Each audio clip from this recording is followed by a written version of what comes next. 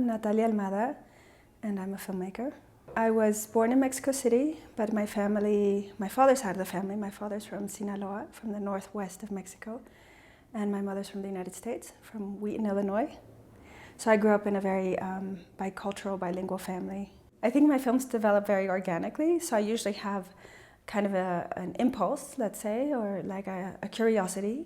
So I think, okay, for example, with El General, I had the tapes that my grandmother recorded, and I knew I had to make a film with them. I didn't quite know what the shape of that film would be, or what the narrative arc would be, or how the story would unfold. I can't even say I really had like a direct, in documentary people talk a lot about your goal or what it is you want to say, what you want other people to understand.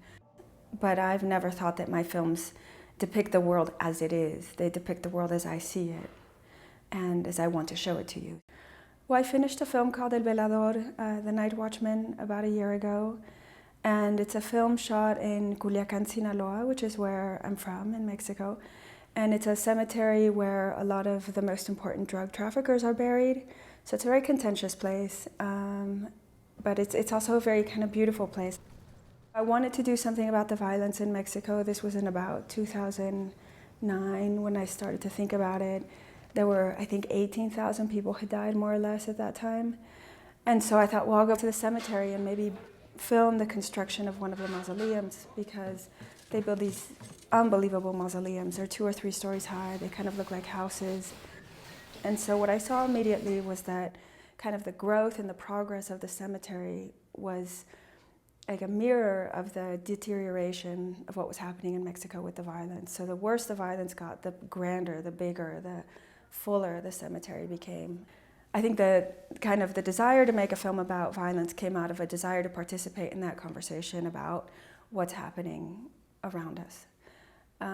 The choice to make the film the way I made the film, in terms of, it's almost a silent film. It has very little dialogue. It's very slow and contemplative. Had to do with, I think, 2 things. One, I think it was a very natural response to the place.